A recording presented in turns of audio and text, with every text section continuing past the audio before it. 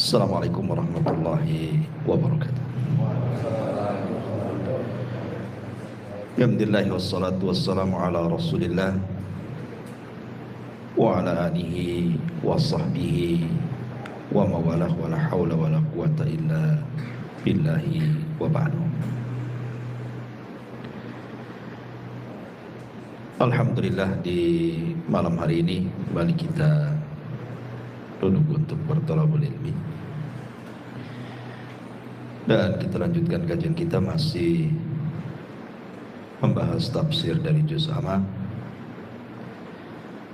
dan kita masuk pada ayat dari surah At-Tariq, in kullu nafsin lama 'alaiha hafid.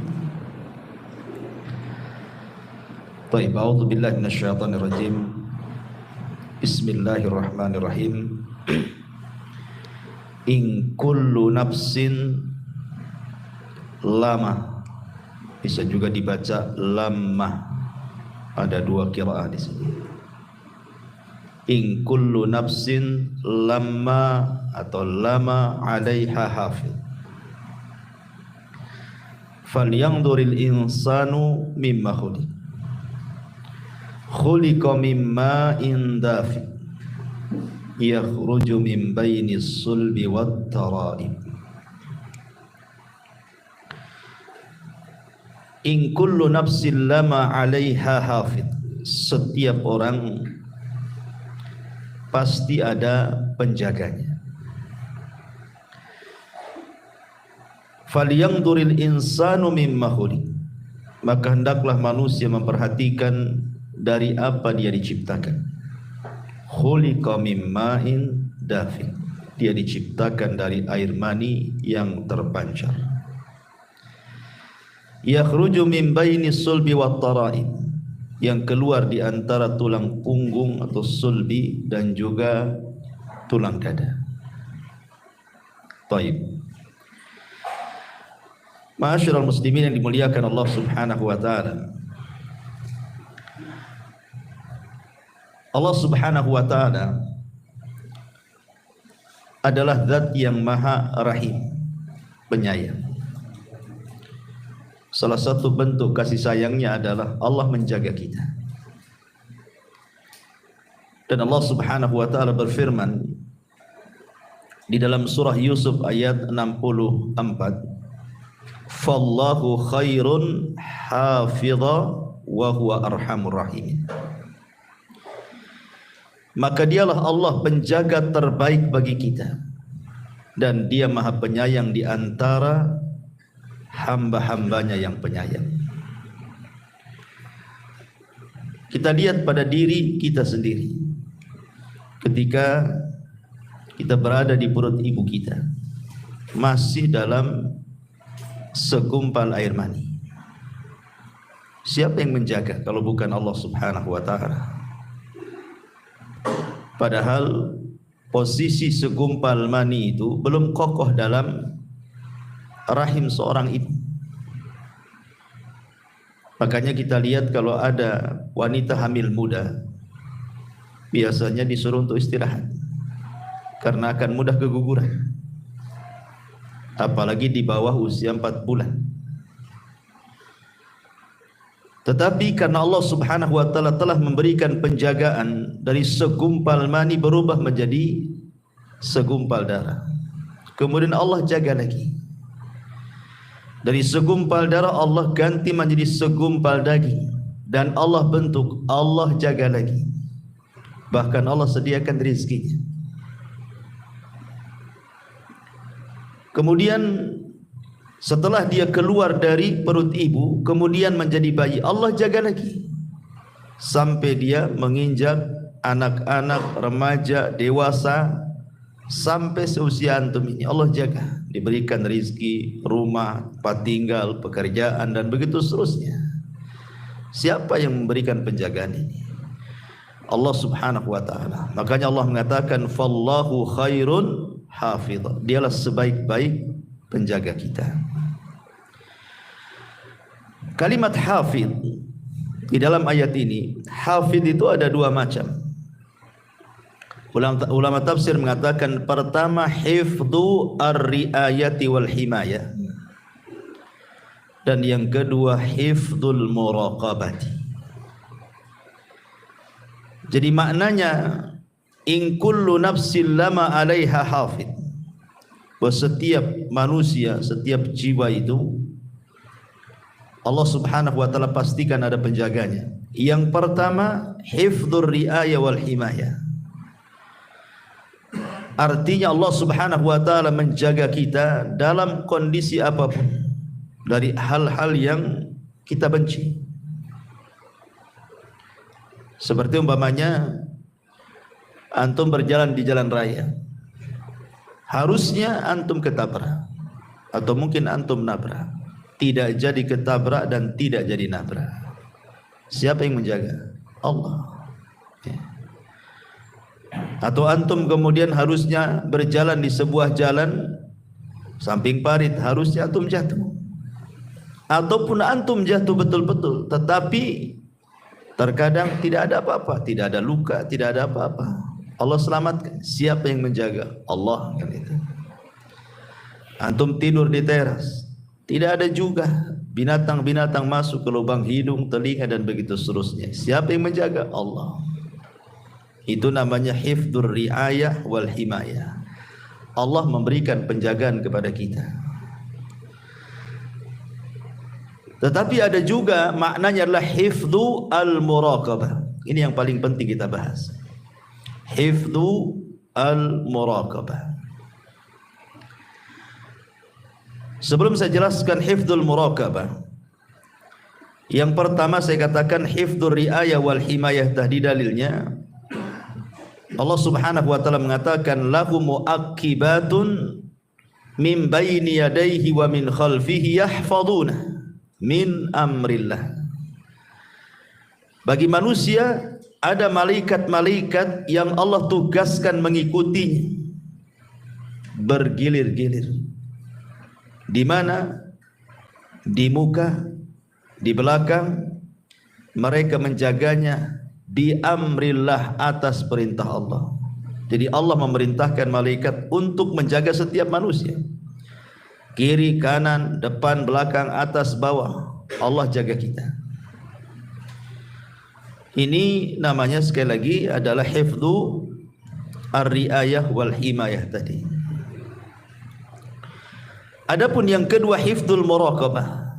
Maksudnya hifdzul muraqabah itu Allah Subhanahu wa taala mengutus para malaikat-malaikat yang senantiasa muraqabah, memperhatikan kita, mencatat seluruh perkataan kita, mencatat seluruh perbuatan kita. Dan ini adalah isyarat firman Allah Subhanahu wa taala, wa inna 'alaikum lahafidin kiraman katibin. Allah Subhanahu wa taala mengatakan di dalam surah Al-Infitar, wa inna 'alaikum lahafidin, padahal sesungguhnya bagi kamu ada malaikat-malaikat yang senantiasa mengawasimu, kiraman katibin, yang mulia di sisi Allah dan yang senantiasa mencatat amal perbuatanmu. Imam Ahmad ibn Hanbal rahimahullahu ta'ala, ikhwan, saat dia sakit parah, dia merasakan kesakitan sehingga mengeluarkan suara menunjukkan rasa sakit dia.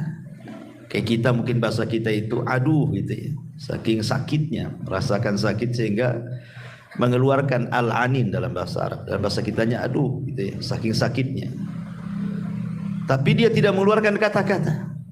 Maksudnya kata-kata yang kita kenal, aduh sakit kali, enggak gitu. Cuman kalimat aduh saja. Jadi ada muridnya di samping Imam Ahmad itu menasihati Imam Ahmad dan mengatakan, ya Imam, innal anina kaulun wal kaulu yuktab. Wahai Imam, sesungguhnya suara erungan orang sakit itu dianggap kata-kata, dan setiap kata-kata pasti dicatat. Dan Allah mengatakan, wa ma yalfidu min qaulin illa ladaihi raqibun atid. Dan tidaklah ucapan manusia kecuali dicatat oleh raqib dan atid. Langsung terdiam Imam Ahmad. Subhanallah. Ya. Padahal dia merasakan sakit luar biasa. Kalau kita bukan ngereng saja, muring-muring. Gitu ya. Imam Ahmad tidak muring-muring, artinya enggak mengeluarkan kata-kata gitu ya. Hanya adu saja. Ketika diingatkan muridnya bahwa kalimat adu adalah kalimat dan kalimat akan dicatat, langsung terdiam dia. Takut dicatat itu bagian daripada sebuah keburukan. Makanya ma'asyiral muslimin yang dimuliakan Allah Subhanahu wa taala, seseorang itu penting untuk menjaga kata-kata. Karena kalau kita melihat di masyarakat ikhwan, ada kata-kata itu sadar ataupun tidak, entah karena kejahilan atau memang tidak tahu hukumnya, terkadang dia mengucapkan kalimat tanpa sadar bahwa kalimat itu sebenarnya perbuatan dosa. Saya akan contohkan beberapa kalimat-kalimat yang suka dibicarakan di masyarakat.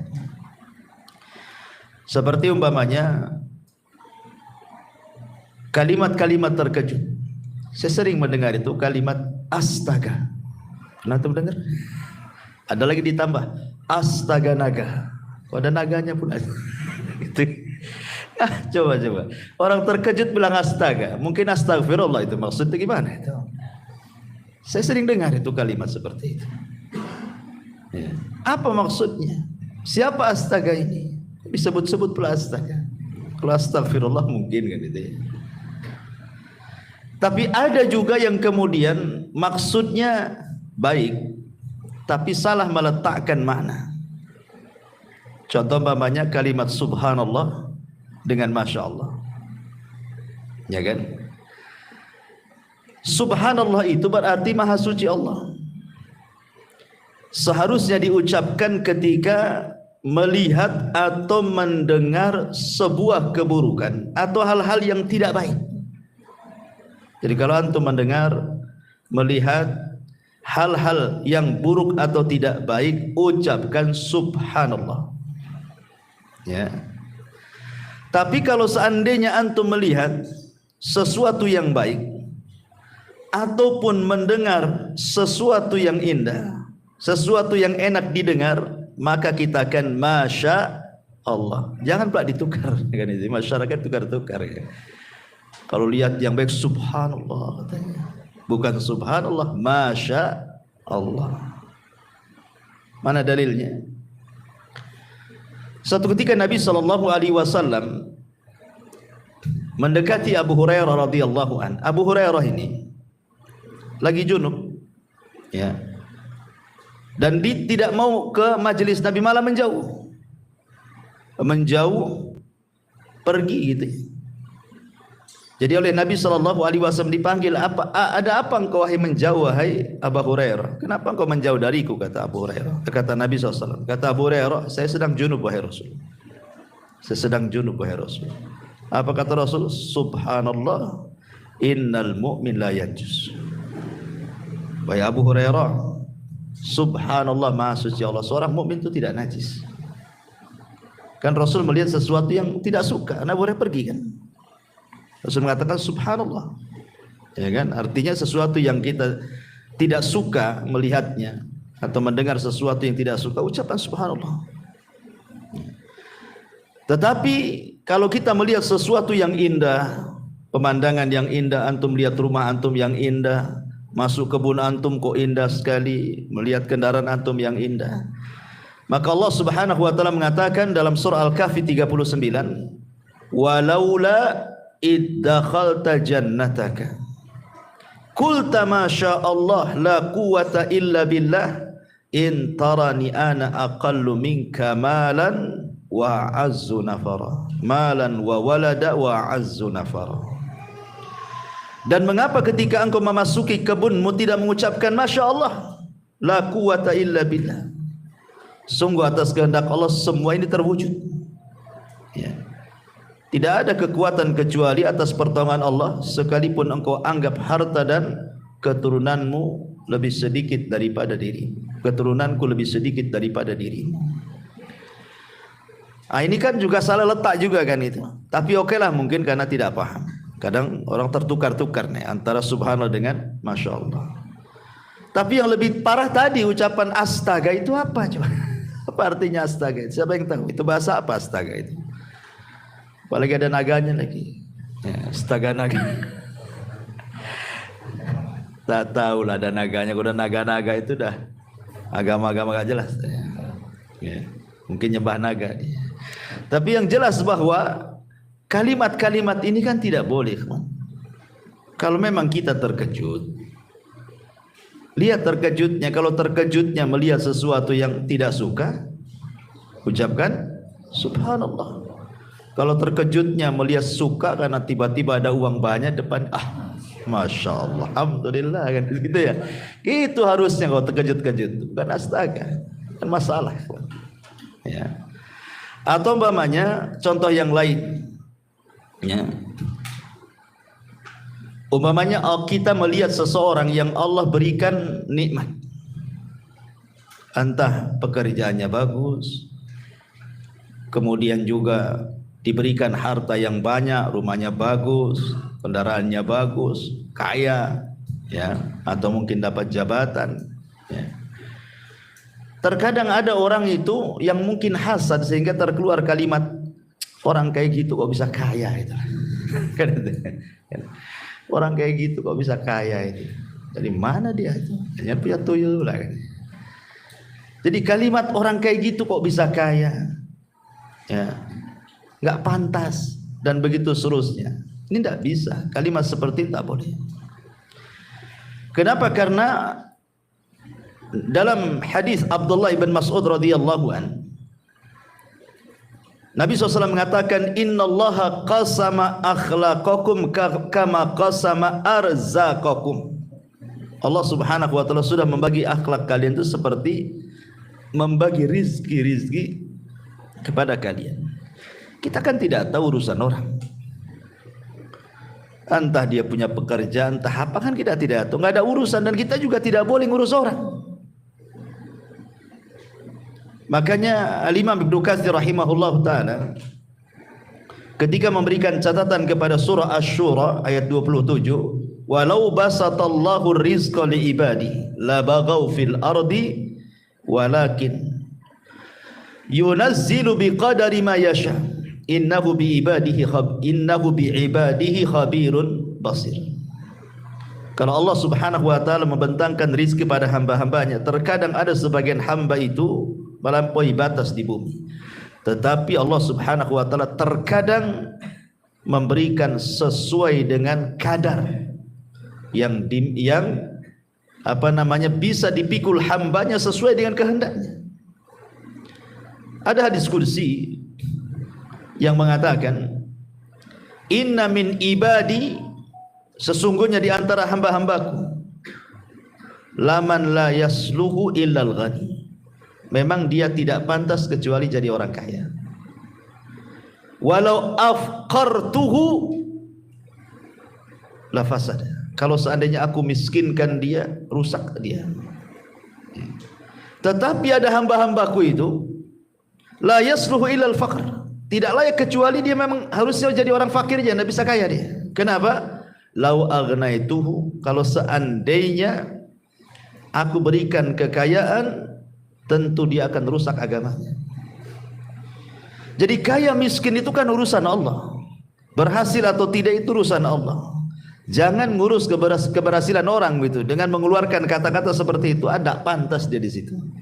Orang kayak gitu kok bisa kaya, orang kayak gitu kok bisa jadi ini, itu urusan dia. Tidak perlu ngurus orang, ya. Karena kalimat-kalimat seperti ini bertentangan gitu ya, tidak boleh. Ini contoh kedua. Contoh ketiga, atau sebaliknya, melihat orang kena musibah, entah bengkrak usahanya, entah kena penyakit badannya, entah kemalangan badannya dan begitu seterusnya. Pokoknya melihat orang itu diberikan ujian, ekonominya, keluarganya, badannya dan begitu seterusnya. dengan kematian, dengan kekayaan, dengan dengan kefakiran, dengan gulung tikar usahanya dan lain-lain. Tiba-tiba kemudian kita nyeletu gitu kan. Kasihan ya. Sering kita ngomong bilang kasihan sama orang. Kasihan kali dia gitu. Ikhwan, antum harus paham bahwa Allah memberikan musibah itu karena ada beberapa sebab. Salah satu penyebabnya adalah untuk mengangkat derajat. Masa orang mengangkat derajat bilang kasihan? Hah? Sedang diangkat derajatnya itu bilang kasihan. Jadi kalau bisa nggak usah diangkat derajatnya gitu. Tapi segitu derajatnya kan. Nggak begitu. Bisa saja Allah sedang mengangkat derajatnya. Makanya dalam sebuah hadis Rasul mengatakan ma yusibul mu'min min syaukatin fama fawqaha illa rafa'ahu Allahu biha darajat. Tidaklah seorang hamba diberikan ujian walaupun hanya satu tusuk duri di kakinya, boleh jadi Allah sedang mengangkat derajatnya. Antum bilang kasihan. Harusnya antum bilang ya inna lillahi wa inna ilaihi raji'un. Idza asabathum musibatun qalu inna lillahi wa inna ilaihi raji'un, kan itu kan bahasanya. Ya. Jadi lihat, atau mungkin dalam bentuk teguran. Mungkin dia melakukan dosa, Allah tegur supaya dia tobat. Masa antum bilang kasihan? Biar dia enggak tobat-tobat gitu. Jadi lihat ya, ini kan bahasa-bahasa ini kadang-kadang enggak dikontrol gitu ini. Apakah bahasa ini menentang dalil ataukah tidak? Ya. Atau contoh lainnya seperti orang yang mencela zaman, mencela waktu. Kan sering di masyarakat itu orang yang mencela waktu. Ya wajar. Zaman ini zaman edan kan itu. Oh, masa zaman edan kan. Orang yang edan bukan zamannya. Dari dulu zaman itu ya kayak gini saja. Terbit matahari, terbenam dan gitu seterusnya. Jadi ada orang-orang itu yang mudah mencela waktu. Padahal Nabi SAW mengatakan dalam sebuah hadis, la tasubbud dahra fa innama ana dahrun. Jangan mencela waktu, karena akulah yang membolak-balikan waktu. Tidak boleh ya. Ataupun contoh yang lain, ucapan mengandai-ngandai itu paling banyak di masyarakat. Ucapan mengandai-ngandai itu, andai anakku tidak keluar gak ketabrak dia. Ya. Coba andai saya nggak jalan ke sini, jalan ke sebelah sana, enggaklah terperosok ke parit katanya. Kalau seandainya bukan karena dokter ini, wah sudah dioperasi saya ini. Macam-macam kan mengandai-andai di masyarakat itu, nggak boleh. Karena Nabi SAW mengatakan al-mu'minul qawi khairun wa ahabbu ilallah minal mu'minidh dhaif. Wa fi kulli khairun ihris ala ma yanfa'uka wasta'in billah wala ta'jaz wa in asabaka syai'un fala taqul law anni fa'altu kadza lakana kadza walakin qul qaddarallah wa ma syaa fa'al fa inna law taftahu amal syaitan. Kata Nabi SAW, mukmin yang kuat itu lebih saya cintai dibandingkan mukmin yang lemah. Dan pada tiap-tiap sesuatu itu ada kebaikannya. Maka ambillah dengan semangatmu apa yang bisa bermanfaat untuk dirimu, kemudian tambatkan pertolongan kepada Allah. Jangan lemah. Dan apabila musibah menimpamu, jangan mengatakan kalau seandainya aku tidak melakukan ini tentu tidak terjadi itu. Karena kalimat seandainya, andai-andai itu adalah membuka pintu syaitan, kata Rasul. Tidak boleh andai gitu, andai gini ya. Jadi kalimat andai-andai itu tidak benar. Tapi yang betul katakan qaddarallahu wa ma syaa fa'al. Ya ini sudah takdirlah memang anak saya meninggal hari ini. Bukan karena hari ini keluar. Seandainya tidak keluar sekalipun, kalau memang hari itu sudah takdirnya, pasti dia mati di rumahnya. Memang sudah jadwalnya dia, sudah antrian dia kan itu. Kan keluar itu sebab saja, matinya tetap hari itu juga gitu maksudnya. Jadi tidak bisa diandai-andai itu, karena ini kalimat-kalimat yang menunjukkan apa? Penolakan takdir. Ini bahaya, menolak takdir itu. Ya. Atau contoh yang lain pamannya ucapan mencela penyakit. Ada orang yang mencela penyakit di zaman Rasul. Ada seorang wanita namanya Ummu As-Sa'ib radhiyallahu anha. Ummu Sa'ib ini karena sakit kepala, diikat pula kepalanya dengan tali. Zaman dulu gitu karena belum ada bodrek mungkin. Ya diikatlah kepalanya supaya mengurangi rasa sakit kepala tuh. Rasul mengatakan, malaka ya Ummu Sa'ib, apa itu kepalamu wahai Ummu Sa'ib? Tiba-tiba Ummu Sa'ib mengatakan di hadapan Rasul sallallahu alaihi wasallam, al-humma la barakallahu fi. Demam wahai Rasul, kepalaku sakit, semoga Allah tidak berkahi katanya. Maka Rasul mengatakan, la tasubbil humma, jangan kau cela penyakit demam. Fa innaha tadhhabu khotoya bani Adam kama yadhhabul kiru khabathal hadid. Boleh jadi demammu itu bisa mengurangi dosamu. Nah gitu ya. Jangan dicela penyakit itu. Ini karena banyak orang-orang yang mencela penyakit. Kemudian juga merubah-rubah nama-nama Allah yang sudah jelas-jelas itu ismul nama-nama yang agung di masyarakat paling banyak. Abdurrahman dibilang Maman, Abdullah dibilang Dullah kan itu. Apalagi itu masa coba? Enggak boleh. Nama Allah itu jangan dimain-mainkan. Kalau Abdurrahman ya Abdurrahman. Ngomong seperti itu. Ya Abdullah, Maman. Maman pula Abdurrahman jadi Maman, coba kan. Ada nama Allah namanya Maman? Enggak ada. Masa Abdullah jadi Dullah? Pada dul. Jadi nggak boleh kita ini, itu tidak ikhtiram, su'ul adab namanya kawan. Su'ul adab kepada Allah Subhanahu wa taala.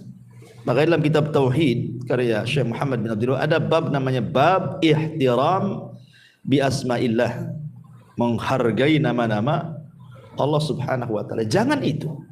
Di zaman Rasul itu ada orang namanya Abu Syuraih. Kerjaannya tukang mengislah orang. Tukang di kabilahnya itu pokoknya kalau ada orang berselisih datang didamaikan. Ya, namanya Hani ibn Kinti. Tetapi karena dia pandai mendamaikan orang, akhirnya orang-orang menyebutnya Abul Hakam. Hakam itu artinya yang pandai memutuskan perkara. Padahal namanya Hani. Jadi orang menggelari dia sebagai Abul Hakam, bapak pemutus perkara. Jadi dia datang kepada Nabi SAW dan mengatakan, ya Rasulullah, sungguhnya kaumku kalau berselisih mereka datang kepadaku, dan aku berhasil dengan hukum yang aku terapkan, mereka berdamai, kebanyakan damai. Kata Rasulullah, ma ahsana hada, alangkah indahnya perbuatan kamu. Tetapi orang ini mengatakan, kaumku menyebutnya Abul Hakam. Nah, Rasul mulai gak enak tuh. Kata Rasul, kamu punya anak berapa? 3. Siapa nama anakmu? Pertama Syuraih, yang kedua Muslim, yang ketiga Abdullah. Maka Rasul mengatakan, anta Abu Syuraih, kamu Abu Syuraih bukan Abul Hakam. Kan itu diganti sama Nabi. Ya. Kenapa demikian? Karena hakam itu milik Allah. Innallaha hakamun wa ilaihil hukmu. Allah itu hakam, semua hukum kembali kepada Allah. Jadi itu saja disalahkan, apalagi mempermainkan nama tuh. Abdurrahman jadi Maman, bahaya lagi. Bilang ya Abdurrahman, ya Abdullah kan gitu. Ini kan kalimat-kalimat di masyarakat kan enteng saja ngomong kayak gitu. Anda sedang tidak beradab dengan Allah tuh. Hati-hati dicatat setiap ucapan kita itu. Ya. Atau ada sebagian, ya mungkin praktisi-praktisi kesehatan, dokter-dokter yang lainnya, ya kadang-kadang lagi ngobati pasien gitu kan. Ya mudah-mudahan kami upayakan, sisanya kita kembalikan kepada Allah. Masa Allah dikasih sisa pula. Sisanya kepada Allah kan. Ya kami upayakanlah mudah-mudahan sembuh. Ya sisanya kepada Allah katanya. Saya dengar kalimat kayak gini. Ikhwan, ya. Masa Allah dikasih sisa? Nggak bisa. Karena Allah Subhanahu wa taala mengatakan dalam Al-Qur'an, "Qul innal amra kullahu lillah." Semua urusan itu milik Allah, dari awal sampai akhir. Bukan urusan kita. Kalau mungkin bahasanya ya kami usahakan. Tapi semua ini tergantung Allah. Nah, itu mungkin agak benar bahasanya. Tapi kalau disisain itu, nah itu nggak benar tuh kalimat sisa. Nah sisanya saya kembalikan kepada Allah. Saya seolah-olah apa? Dia yang banyak, Allah yang sisa kan itu ya. Nah ini kan su'ul adab juga ya kawan. Nggak boleh ngomong begitu. Dicatat tuh malaikat raqib atid. Ya. Atau umpamanya kalimat yang lain juga seperti di zaman Rasul ada orang yang datang kepada Rasul, Masya Allah wa sya'a wa syi'ta. Masya Allah wa syi'ta. Atas kehendak Allah dan kamu. Kata Rasul, jangan. Kalimat itu tidak benar. Katakan Masya Allah wahdah. Katakan atas kehendak Allah saja. Jangan bawa-bawa aku katanya. Dan ini kalimat yang paling afdal. Sekalipun harus bawa orang, jangan pakai dan. Jangan pakai waw, tetapi kalimat summa kemudian. Kalau bukan karena Allah kemudian, nah itu nggak apa-apa.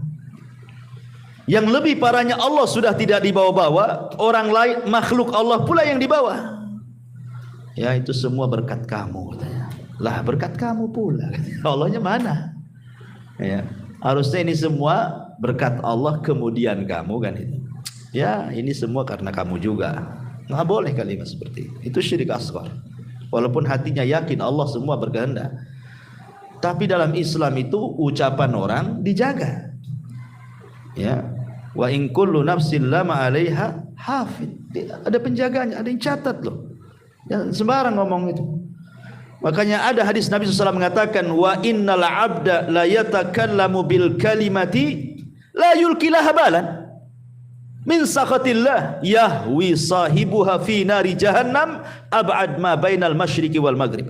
Ada seorang hamba itu ikhwan, kata Nabi, mengucapkan satu kalimat tanpa sadar diucapkan. Tanpa sadar. Seperti orang yang latah itu kan tanpa sadar tuh. Kaget jangkrik katanya. Orang kaget kok ngomong jangkrik atau ngomong apa. Kadang-kadang yang kotor ada juga tuh. Saya pernah mendengar tuh orang kaget yang diucapkan itu naudzubillah kemaluan orang. Diucapkan pula itu lagi. Setiap dia kaget itu pula yang diucapkan. Lihat kata Nabi, terkadang ada seorang hamba mengucapkan satu kalimat tanpa sadar. Nah, itulah orang kaget itu nggak sadar tuh. Toto ngomong saja kan. Rupanya kalimat itu membuat Allah murka. Apa yang terjadi? Cukup dengan satu kalimat itu Allah masukkan ke dalam jahanam yang jauhnya lebih jauh dibandingkan jarak barat dan timur. Ya, ngeri kan? Makanya hati-hati dalam mengucapkan kalimat ini. Atau mungkin di masyarakat juga ada yang ngomong gini, saya haramkan dia nginjak rumahku katanya. Mungkin berselisih. Awas saja, saya haramkan, tidak boleh nginjak lagi di rumah saya katanya. Nah bisa ikhwan antum haram-haramkan. Haram halal itu urusan Allah. Kecuali antum melihat dosa. Ada orang berbuat riba, berbuat maksiat, haram akhirnya tidak boleh. Tidak apa-apa.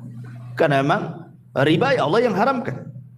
Zina Allah yang haramkan, ghibah Allah yang haramkan. Kalau jelas kan? Lah antum berselisih antum ngomong saya haramkan dia masuk ke rumah saya. Emangnya Allah mengharamkan masuk ke rumah antum? Enggak bisa. Makanya Allah Subhanahu wa taala katakan dalam Al-Qur'an, "Wala taqulu lima tasifu alsinatikum al-kadhiba hadza halalun wa hadza haram." Enggak boleh mengatakan ini halal ini haram, itu urusan Allah. Allah lah yang mengharamkan, Allah lah yang menghalalkan. Makanya Nabi SAW saja ketika dia berjanji untuk tidak minum madu gara-gara dia melihat kecemburuan Aisyah dan Hafsah ketika dia mampir di rumah Zainab, dia minum madu. Cemburulah Aisyah dan Hafsah ini dan mengatakan, Rasul kayaknya kamu sudah makan buah yang makanan yang bau tapi enak, tapi bau. Ya. Kata Rasul, tidak, aku minum madu. Oh, enggak wahai Rasul. Sepakat pula Aisyah dengan Hafsah ini karena cemburu. Akhirnya Rasul mengatakan, ya kalau gitu saya tidak akan minum madu selamanya, kata Rasul. Turun ayat, ya ayuhan nabi lima tuharrimu ma ahallallahu lak tabtaghi mardata azwaji. Nabi, jangan kau haramkan sesuatu yang Allah halalkan hanya mencari keridhaan istrimu, katanya Allah. Jadi urusan halal haram itu urusan Allah. Tiba-tiba antum mengatakan saya haramkan dia masuk ke rumah saya. Ini hati-hati loh. Ya mungkin maksudnya itu dia tidak mau nginjak rumah dia, tapi jangan menggunakan kalimat seperti itu maksudnya. Jangan menggunakan kalimat halal haram, itu urusan Allah. Nah, ini kan Kalimat-kalimat seperti ini kalimat-kalimat bahaya. Dan yang lebih parah lagi tukang laknat. Ya, tukang laknat. Ada orang nonton bola ya, gara-gara kalah itu, gara-gara nggak gol itu, dimaki tuh pemain. Anjing orang ini katanya. Masa nggak bisa gol kan? Lah kok orang, apa urusan antum dengan pemain bola? Kenapa dianjing-anjingkan orang itu? Seandainya antum yang main di situ mungkin lebih anjing lagi. Nggak bisa lagi antum. Mungkin nggak dapat bola di lapangan itu. Antum bisa mencela, nengok YouTube lo bisa mencela. Oh goblok kamu. Orang lo digoblok-goblokin, nggak kenal pun tidak. Hanya gara-gara nonton aja, entah nonton apa digoblok-goblokin orang itu. Jadi ini kan tukang laknatnya, hati-hati kan. Kadang-kadang mungkin dululah seandainya kita ini pernah jahiliyah suka mengucapkan kalimat bertobat, itu kalimat laknat. Nabi SAW sampai mengancam, la yakununa al-la'anuna syufa'a yaumal qiyamah wala syuhada yaumal qiyamah. Tukang laknat itu tidak akan dapat syafaat, bahkan tidak jadi saksi pada hari kiamat. Diancam dengan enggak dapat apa-apa loh ya. Makanya di sini Allah Subhanahu wa taala mengatakan bahwa di antara makna hafid adalah hifdzul muraqabah. Artinya Allah mengutus malaikat-malaikat itu yang menjaga kita dengan cara mencatat. Semua kata-kata kita dicatat. Tidak ada satupun kata-kata yang keluar kecuali dicatat. Sehingga ulama mengatakan kata-kata manusia itu ada 3. Ada yang terkandung dosa secara mutlak, ada yang terkandung pahala secara mutlak, ada yang tidak terkandung dosa dan juga pahala. Tiga-tiganya dicatat kata para ulama. Baik yang mengandung dosa secara mutlak dicatat, mengandung pahala secara mutlak dicatat, ataupun yang tidak mengandung dua-duanya dicatat. Tapi apakah kemudian tiga-tiganya dihisab? Wallahu a'lam. Ada yang mengatakan yang dihisab adalah yang kata-katanya mengandung pahala secara mutlak dan yang mengandung dosa secara mutlak. Yang tidak mengandung pahala dosa tidak dihisab. Ada yang mengatakan tiga-tiga dihisab. Naudzubillah. Jadi makanya dari sini penting seseorang itu untuk menjaga lisan. Makanya ulama mengatakan salah satu obat supaya kita bisa menjaga lisan itu, maksudnya untuk mengeluarkan kata-kata yang jelek, akhirnya dicatat keburukan. Karena kata-kata itu apalagi dalam bentuk tulisan, ikhwan, dan tulisan itu sudah menyebar, sulit untuk ditarik, sulit ya. Kata-kata baik lisan ataupun tulisan kalau sudah menyebar, macam mana antum menariknya coba? Antum gibai orang di depan orang, orang ini akhirnya ngikuti menukilkan perkataan antum kepada orang, akhirnya orang itu menukilkan perkataan dia dari kita, terus kemana-mana kan. Siapa yang bisa menarik kata-kata itu coba? Atau tulisan, copy paste share, copy paste share, sama share. Gimana cara narinya? Walaupun di akun antum sudah antum hapus, tak bisa. Makanya pada hari kiamat dalam surah Yasin Allah mengatakan, yauma nakhtimu ala afwahihim wa tukallimuna aydihim wa tashhadu arjuluhum. Di hari di mana lisan terkunci, tangan pula bicara, kaki pula jadi saksi. Ya. Maka yang pertama kata para ulama, biasakan al-haya'u minallah wa min ibadillah. Tanamkan sifat malu dari Allah dan dari hamba-hambanya. Malu. Karena perkataan yang turun temurun dari para nabi itu, apa kata Rasulullah? Illam tastahi fasna ma syi'ta. Kalau engkau tidak punya rasa malu, lakukan, ucapkan sesuka kamu. Maka tanamkan rasa malu. Yang kedua, al-khaufu minallah. Tanamkan rasa takut bahwa semua akan dibalas, semua ada catatannya, semua ada hisabnya, semua ada balasannya. Semua. Seorang bertasbih, subhanallah, subhanallah, alhamdulillah, alhamdulillah, la ilaha illallah. Lihat tujuannya. Karena ini dicatat. Kalau tujuan antum beribadah, berzikir kepada Allah Subhanahu wa taala, dapat pahala. Tapi kalau umpamanya tujuannya hanya takabur, ijab, menyombongkan diri saja, semua pun akan dicatat. Walaupun sama-sama ucapannya loh, sama-sama tasbih, tahmid, takbir, itu kan ucapan bagus sebenarnya, itu kan zikir gitu ya. Tapi itu saja dilihat siapa pengucapnya coba. Abdullah bin Mas'ud radhiyallahu anhu suatu ketika diajak oleh Abu Musa al-Asy'ari masuk ke sebuah masjid. Di masjid itu banyak halaqah memutar. Kemudian bawa batu. Tasbih sekian kali dihitung pakai batu 100 kali. Takbir 100 kali. Ini 100 kali. Nanti dipindah lagi batunya ke sebelahnya. Begitu terus. Kata Abdullah bin Mas'ud ini, kalian ini apa? Lihat loh Nabi, pakaiannya aja masih bagus, belum robek. Bencana nggak ada yang pecah. Kenapa kalian melakukan yang tidak diajarkan Nabi? Apakah kalian lebih berpetunjuk daripada agama Nabi? Ataukah sengaja kalian membuka pintu kesesatan? Syahidnya kata Abdullah bin Mas'ud, uddu sayyiatikum wa ana dhaminun alla yadhi'a min hasanatikum. Hitung kesalahan kalian dan saya jamin kebaikan kalian tidak akan hilang. Kenapa disuruh menghitung kesalahan? Coba. Tidak menghitung kebaikan. Kenapa kalimatnya hitung kebaikan kalian? Ya, kenapa hitung kesalahan kalian? Saya jamin kebaikan kalian tidak akan hilang. Hitung kesalahan kalian. Karena kesalahan itu biasanya mudah diingat. Dan kebaikan itu kadang-kadang kita tidak tahu karena pahala kebaikan itu kan dilipat gandakan. Kita susah menghitungnya. Tetapi dosa itu satu dosa satu maksiat satu dosa kan gitu. Kalau pahala ini kadang-kadang satu pahala satu amalan soleh berlipat ganda kan pahalanya. Seperti sabar. Tidak jelas berapa nominal pahala orang sabar itu. Gimana cara ngitungnya? Ya. Tapi kalau perbuatan maksiat kan jelas tuh. Satu maksiat satu dosa kan gitu ya. Dan begitu seterusnya. Kecuali syirik menggugurkan semua amalan dia kan itu.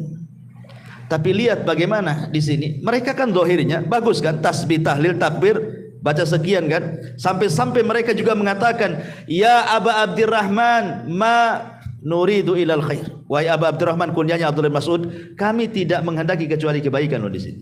Apa kata Abdullah bin Mas'ud? Kam min muridil khairi lan yusibah. Berapa banyak orang-orang yang menghendaki kebaikan enggak dapat pahala katanya. Tidak semua sesuatu yang dianggap baik itu benar. Nah, jadi harus baik dan benar. Baik, ikhlas, benar mencontoh Nabi, itu maksudnya begitu. Ya. Jadi tasbih itu tidak usah dihitung-hitung. Tasbih aja lah kan itu ya. Kecuali memang ada syariatnya seperti setelah sholat kan ada hitungannya tuh. Sekian kali tasbih 33, takbir 33, tahmid 33, genapkan dengan la ilaha illallah wahdahu la syarikalah kan. Atau umpamanya siapa yang membaca subhanallah bihamdi 100 kali dalam sehari semalam, maka akan dihapuskan dosanya walaupun seperti buih di lautan. Adalah perkara-perkara yang memang di sana disunahkan untuk dihitung kan gitu. Tapi kalau zikir mutlak, sudah antum zikir aja lah, enggak usah dihitung-hitung.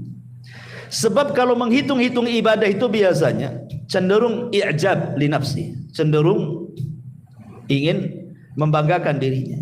Saya sudah sholat sekian kali, saya sudah puasa sekian kali, sudah haji, sudah sedekah sekian. Kalau orang menghitung itu cenderung seperti itu. Tapi kalau orang tidak menghitung, ya sudahlah, tidak tahu berapa lah saya tasbih itu berapa kali, nggak tahu saya. Mau bangga dengan apa kan itu? Karena Allah itu hanya melihat hati bukan bilangan. Allah itu hanya melihat hati bukan bilangan. Ya.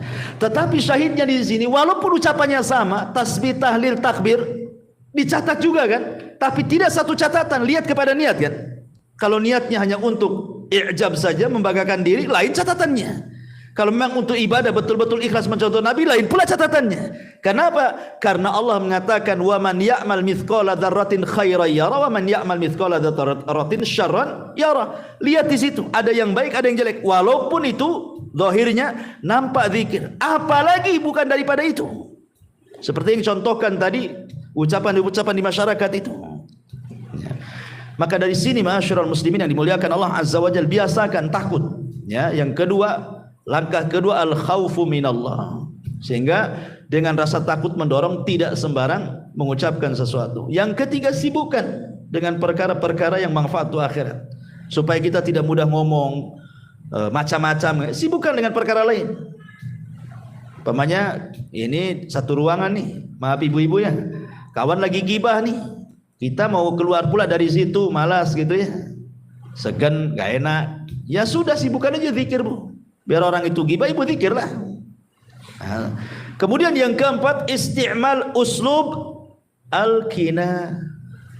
yati badal at-tasrih bi alfadil badi'ati allati takhulu bil haya. Atau kalau seandainya kita bisa membuat bahasa-bahasa kinayah, bahasa-bahasa yang lebih halus lagi gitu loh bahasa.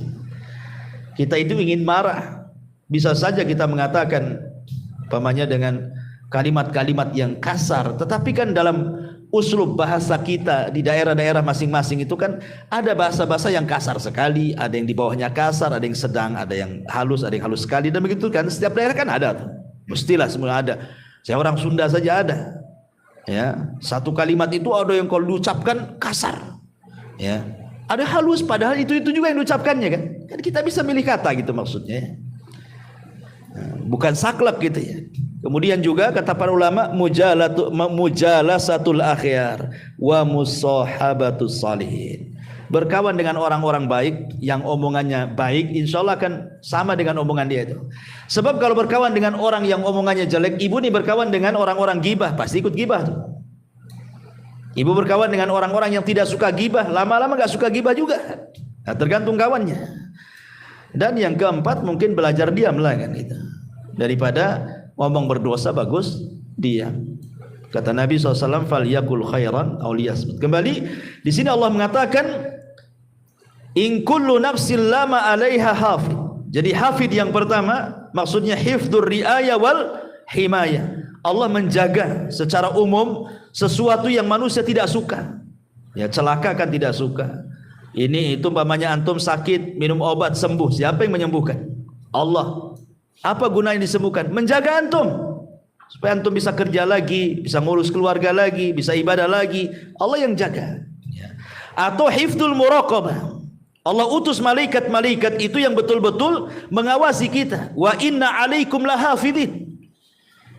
Siapa hafidin? Kiraman katibin, yang mencatat.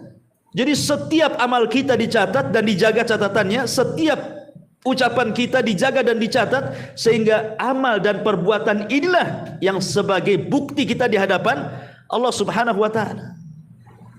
Bahwa inilah saya sudah banyak berzikir, banyak melakukan amal soleh ini ya Rob ini. Makanya dengan bangganya nanti pada hari kiamat, orang-orang yang mampu mengambil dengan tangan kanannya catatannya apa? Ha umuqra'u kitabiyah. Ah, lihat catatanku katanya. Bangga dia. Tapi orang-orang yang mengambil tangan kirinya nggak mau dipegang, maunya dilempar aja tuh. Karena dia tahu isi catatannya apa. Ya. Jadi hifdzu al-muraqabah. Dan ingat, Allah Subhanahu wa taala akan lebih menjaga lagi kepada orang-orang yang beriman. Ibrahim alaihi salatu wassalam ketika dia lempar ke dalam api, tidak ada apa-apa, tidak terbakar, tidak ada apa-apa kan. Kenapa? Karena dia menyandarkan penjagaan kepada Allah. Hasbunallah wa ni'mal wakil. Ketika Ibrahim mengucapkan kalimat ini, datang perintah dari langit, "Qul ya naru kuni bardan wa salaman ala Ibrahim." Ibrahim pun tidak terbakar. Fallahu khairun hafidha wa huwa arhamur rahimin. Allah sebaik-baik penjaga. Ya. Artinya bahwa semakin kita lebih dekat kepada Allah, lebih beriman kepada Allah, berarti penjagaan Allah semakin kuat kepada kita.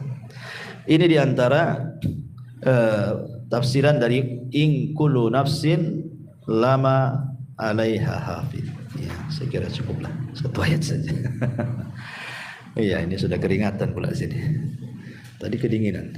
Nah, tapi sebelum saya tutup, kalau ada yang mau tanya sih.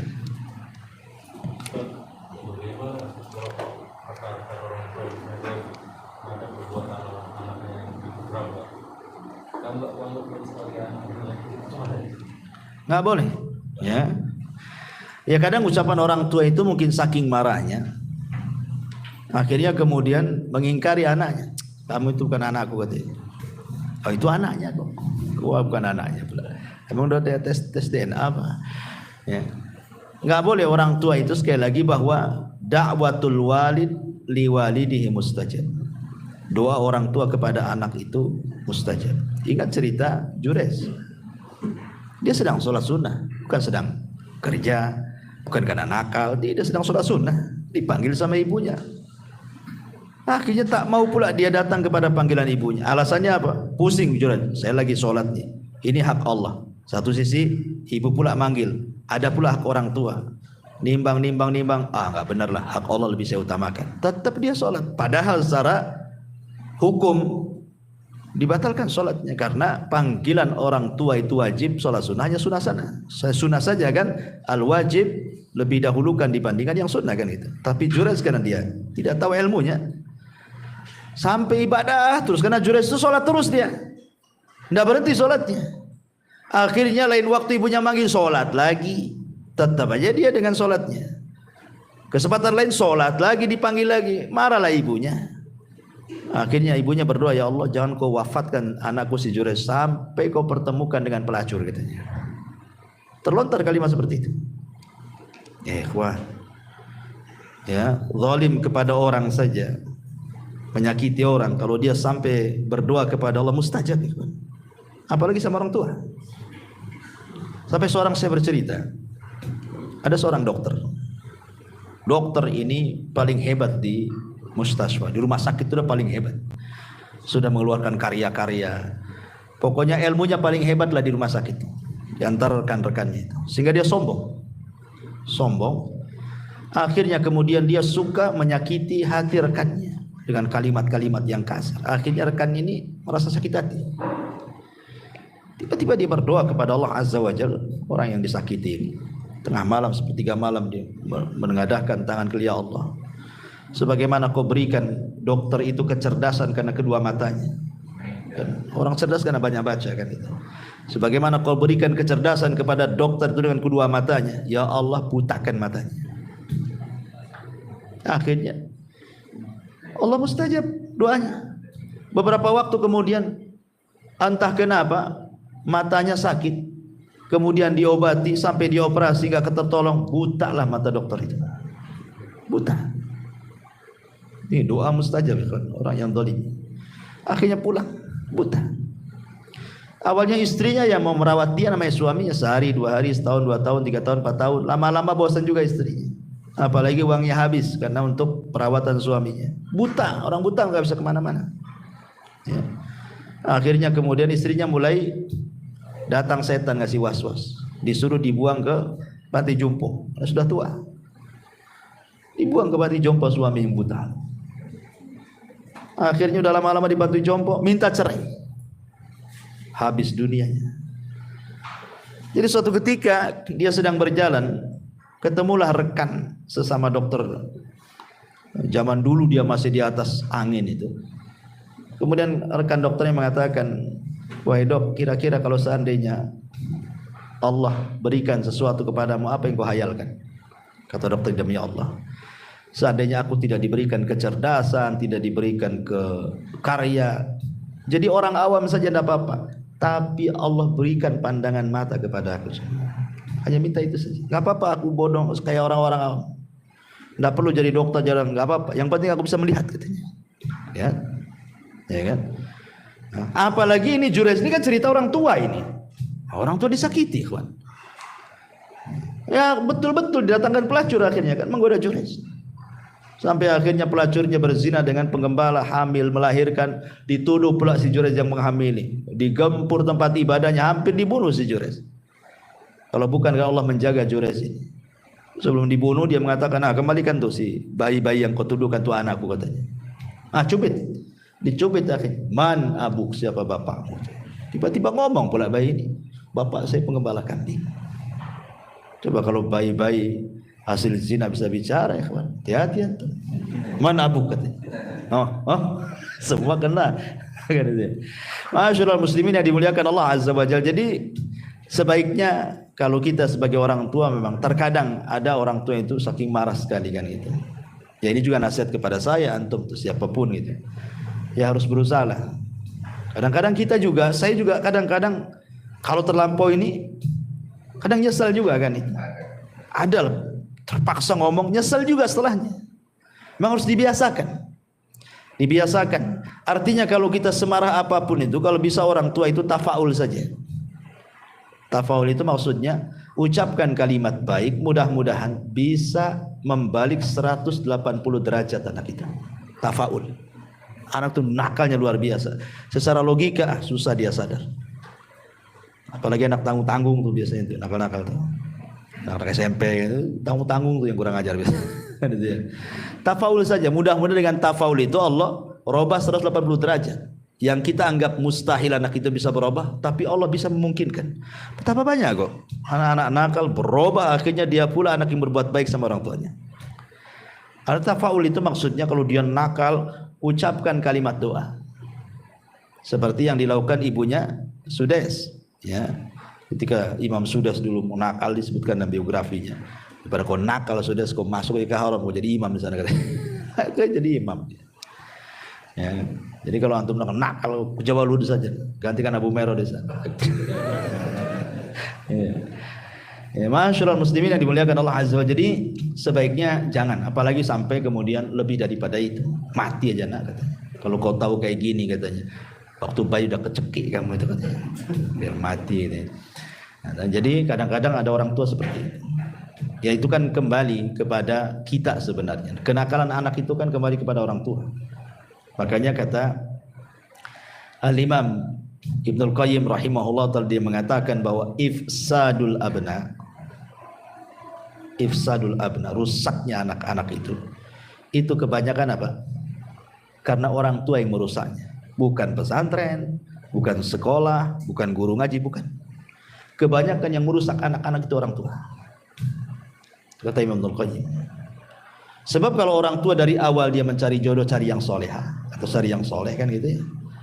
Kemudian punya anak, tentu otomatis kalau dua orang tuanya soleh-soleha kan pasti akan dididik dari kecil.